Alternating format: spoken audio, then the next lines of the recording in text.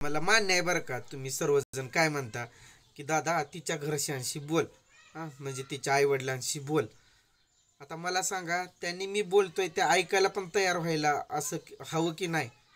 त्यांनी मी काय बोलतोय आणि बाबा मी काय त्यांना म्हणणार आहे तेच जर ऐकण्याच्या स्थितीमध्ये ते नसतील तर काय करवणार मी, तुम्ही सांगा.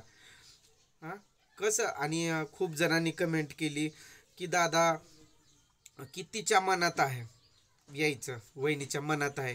ज्या वेळेस ती बोलत होती ना मला आणि बोलताना ती हसत होती ना आतल्या आत अशी गालामध्ये, त्यावेळेसच मी तिला अजून त्या व्हिडिओमध्ये पण म्हटलंय की तुला पण यायचंय ना, तुझ्या मनात पण आहे ना, तुझ्या मनात पण माझ्याविषयी प्रेम आहे ना, म्हणून तर तू हसतेस, असं मी काल त्या व्हिडिओमध्ये देखील बोलत होतो.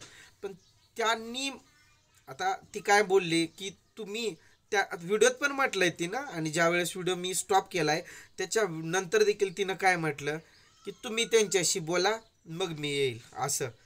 हां म्हणजे ते ना लगेच म्हटले ना तुला जायचं असेल तर जा, पण तू आमच्यासाठी मेली वगैरे असं बोलली ना. मग त्यामुळं आता मला सांगा मी कसं बोलू ना, त्यांनी जर माझं ऐकायलाच तयार नाही आहे तर मी बोलणार कसं. आता हिनं पण म्हटलं पाहिजे लय दिवस झाले मी जाते वगैरे. बरं त्या लोकांना आता मला लय पटलं बरं का, ह्या दोन व्हिडिओमध्ये जे कमेंट आहेत त्या लय पटल्या, कारण सर्वांनीच काय म्हटलं कोणती बाबा अशी निर्दय आहे कसली आहे असं तसं बोलले ना.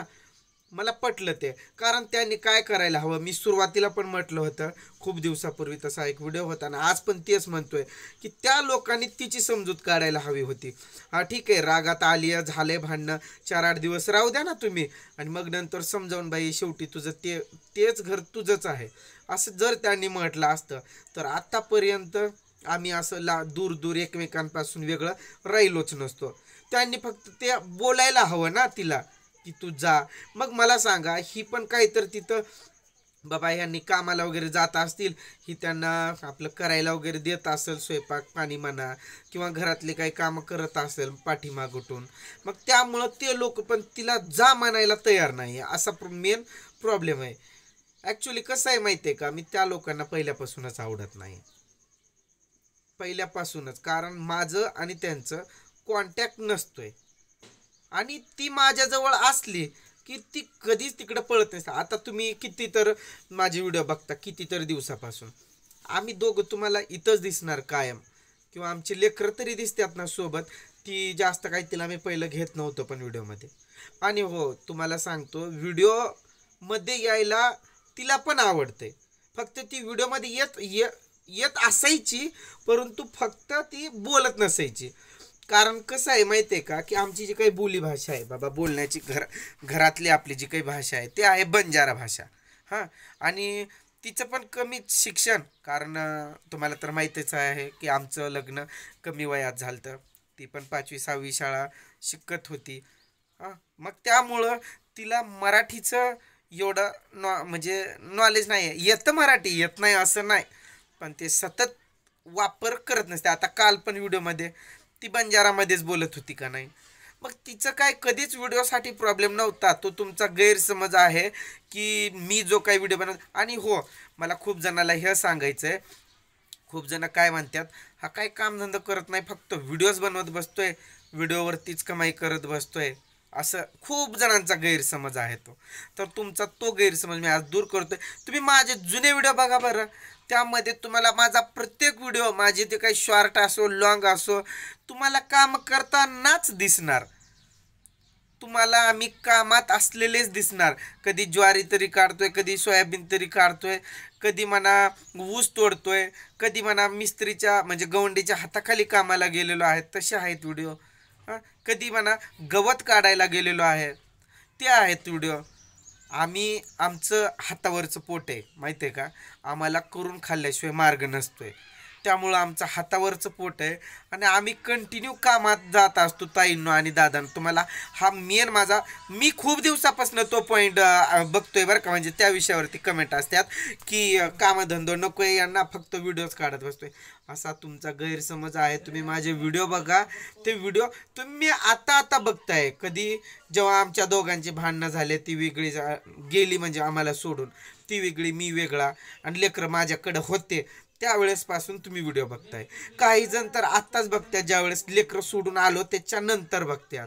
हा म्हणजे तुम्हाला ॲक्च्युली कसं आहे माहिती आहे का, की पूर्ण माझी माहिती मिळालीच नाही. आणि हो, काही जण काय म्हणतात, पहिलं बघा त्याची व्हिडिओ बघा आणि त्यात कसा तो लगेच लास्टला बदलतोय. आता ते कॉमेडी व्हिडिओ आहेत, मग सस्पेन्स व्हिडिओ असतोय. समजा त्यांना मी म्हणतोय की चला मी तुम्हाला आत्ता सीताफळाच्या झाडाला आंबे लागलेले दाखवतोय. हा, सीताफळाच्या झाडाला कधी आंबे लागत नाही बरं का, ते तुम्हाला पण चांगलंच माहिती आहे, मला पण चांगलंच माहिती आहे. पण त्याला मी सस्पेन्समध्ये ठेवत नेतोय आणि बघा म्हणून दाखवतोय. तर त्या सीताफळाच्या झाडाला सीताफळच लागलेले असतात. एक उदाहरण देतोय बरं काय मी, तिथं काय आंबे लागलेले नसतात. मग ते मी तसा सस्पेन्समध्ये ठेवला, याचा अर्थ मी तुमच्याशी खोटं बोलतोय. सस्पेन्स व्हिडिओ आहे, कॉमेडी व्हिडिओ आहे. मग त्यामध्ये मी बरं, आता मला काही जण म्हणतात व्ह्यूसाठी काय पण करतील. व्ह्यूसाठी कधी भोंगळ फिरायलोय का दादानो ताईनो? त्याला पण भरपूर व्ह्यूज येतील की कपडे काढून बाबा नागडाच, पूर्ण नागडा माझा अवतार दाखवत पळायला लागलोय किंवा कोणाला तर शिव्या देत बसलोय. कधीच नाही. तुम्हाला असा माझा व्हिडिओ कधीच दिसला पण नसेल आणि दिसणार पण नाही. मी पहिल्यापासून, आणि ते ताईला मला म्हणायचं, का ग ताई कधी तू माझे भांडणाचे व्हिडिओ बघत होती सुरुवातीपासूनच? माझा प्रत्येक व्हिडिओ तुला कॉमेडी दिसणार, माझे प्रत्येक शॉर्ट तुला कॉमेडी दिसणार. शॉर्ट माझे 3च असे आहेत, माझ्या पूर्ण यूट्यूब चॅनलवरती किती तर शॉर्ट आहेत की 3च असे आहेत, ते फक्त फक्त जरासं इमोशनल टाईपचे. ज्यावेळेस त्रिशाला म्हणजे तिनं सोडून गेली, ती त्रिशा बसली होती खेळत, आणि खेळता खेळता म्हणजे असं शांत बसलेली होती, तिला झोप लागत होती, डुलकी लागत होती, अशी एकदम खाली जात जात अशी दचकायची. तो एक व्हिडिओ आहे की आई जवळ नसताना लेकरांचे हाल, हे एक, तो एक टायटल टाकलेला आणि तो एक व्हिडिओ. आणि त्याच्यानंतर हे मी ज्या वेळेस आता म्हणत होतो ना की मला नाही जगायचं, मला नाही जगायचं, त्यावेळेस 2 टाकलेत, फक्त 2, की मला नाही जगायचं म्हणून. मला तू का ग, माझा असा गुन्हा होता की तू मला अशी शिक्षा दिली, असं एक आहे. आणि दुसरं का असंच काहीतरी आहे. मग ते 3च व्हिडिओ तुम्हाला इमोशनल दिसणार. नाहीतर शॉर्ट माझी अख्खी हिस्ट्री तुम्हाला फक्त कॉमेडीज दिसणार. आणि माझ्या लॉंग व्हिडिओवरती पण तुम्हाला आम्ही काम केलेलं काय पण असं सर्वच दिसणार. तुम्हाला कधीच असा फालतूपणा दिसणार नाही.